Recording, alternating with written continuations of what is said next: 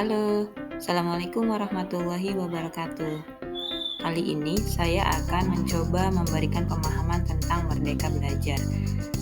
Karena ini ada tugas dari PMM, Platform Merdeka Mengajar, tentang untuk memberikan aksi nyata tentang pembelajaran, sehingga kali ini saya akan memberikan pemahaman tentang Merdeka Belajar. Pada topik Merdeka Belajar ini terdapat 5 modul, yaitu yang pertama, mengenali dan memahami diri sebagai pendidik. Yang kedua, mendidik dan mengajar. Yang ketiga, mendampingi murid dengan utuh dan menyeluruh. Yang keempat, mendidik dan melatih berdasarkan budi pekerti. Yang kelima, pendidikan yang mengantarkan keselamatan dan kebahagiaan. Tapi sebelumnya saya akan sedikit memberikan pengertian tentang manusia merdeka dan pendidikan. Manusia merdeka yaitu manusia yang hidupnya bersandar pada kekuatan diri sendiri, baik lahir maupun batin, tidak tergantung pada orang lain. Kemudian pendidikan umumnya berarti daya upaya untuk memajukan bertumbuhnya budi pekerti atau kekuatan batin, karakter, pikiran, dan tubuh anak. Guru perlu adaptif terhadap perubahan. Nah, kita masuk ke modul yang pertama, yaitu mengenali dan memahami diri sebagai pendidik. Sebagai pendidik tentu sudah seharusnya mampu mengenali karakteristik dan kebutuhan murid. Akan tetapi hal yang paling mendasar juga harus dimulai dari diri sendiri, yaitu mengenali kekuatan dan kelemahan diri. Di sini peran guru adalah menuntun murid agar dapat bertumbuh dan berkembang sesuai kodratnya, menyelaraskan peran sebagai pendidik yang relevan dengan konteks murid dan zaman. Mendidik anak sama dengan mendidik rakyat. Menurut Ki Hajar Dewantara, manusia merdeka adalah manusia yang bersandar pada kekuatan diri, baik lahir maupun batin, tidak tergantung pada orang lain. Langkah awal sebagai pendidik adalah memaknai dan menghayati pribadi kita sebagai manusia yang merdeka untuk terus belajar. Dalam modul ini kita diminta untuk merefleksikan diri kita, apa yang harus kita lakukan sebagai seorang pendidik. Kita masuk ke modul yang kedua, yaitu mendidik dan mengajar. Mendidik adalah menuntun segala kekuatan kodrat yang ada pada anak-anak agar mereka dapat mencapai keselamatan dan kebahagiaan yang setinggi-tingginya, baik sebagai manusia maupun sebagai anggota masyarakat.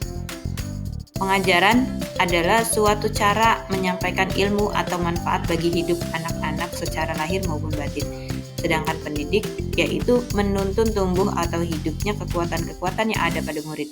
Anak-anak tumbuh berdasarkan kekuatan kodratnya yang unik, tidak mungkin petani mengubah padi menjadi jagung atau sebaliknya ya. Menurut Ki Hajar Dewantara, pendidikan yang sesuai dengan bangsa kita adalah pendidikan yang humanis, kerakyatan, dan kebangsaan. Mendidik harus disesuaikan dengan kodrat keadaan, yaitu kodrat alam dan kodrat zaman. Modul yang ketiga yaitu mendampingi murid dengan utuh dan menyeluruh. Pendidikan bergerak dinamis menyesuaikan keadaan yang terus bergerak begitu cepat. Setiap murid dilahirkan dengan kodrat alam yang berbeda-beda. Kita tidak bisa mencegah perubahan zaman, sehingga cara mendidik dan mengajar guru harus sesuai dengan perkembangan zaman. Dalam modul ini juga dijelaskan tentang kodrat keadaan. Kodrat keadaan ini dibagi ke dalam dua, yaitu kodrat alam dan kodrat zaman. Kodrat alam berkaitan dengan sifat dan bentuk lingkungan di mana mereka berada. Sedangkan kodrat zaman, bagian dasar pendidikan murid yang berhubungan dengan isi dan irama. Menurut Ki Hajar Dewantara, pengaruh-pengaruh dari luar hendaknya tetap dipilah mana yang sesuai dengan kearifan lokal sosial budaya Indonesia. Kemudian dalam modul ini juga disebutkan tentang asas trikon, yaitu yang pertama kontinu.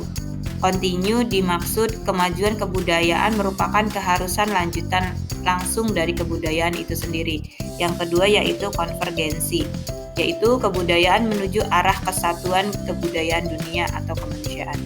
Yang ketiga konsentris. Kebudayaan harus mempunyai karakteristik dan sifat kepribadian diri sendiri sebagai pusatnya dalam lingkungan kebudayaan dunia atau kemanusiaan. Kita masuk ke modul yang keempat, yaitu mendidik dan melatih kecerdasan budi pekerti. Budi pekerti merupakan hasil dari kesatuan gerak pikiran, perasaan, dan kehendak atau kemauan sehingga menimbulkan suatu tenaga. Ki Hajar Dewantara membagi budi pekerti menjadi dua bagian, yaitu bagian biologis dan bagian intelligible.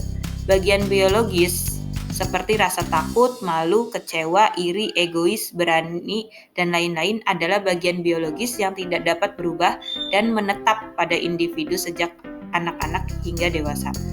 Sedangkan bagian intelligible, kecakapan dan keterampilan pikiran, kemampuan menyerap pengetahuan adalah bagian intelligible, yaitu dapat berubah karena pengaruh keadaan dan lingkungan termasuk pengaruh pendidikan.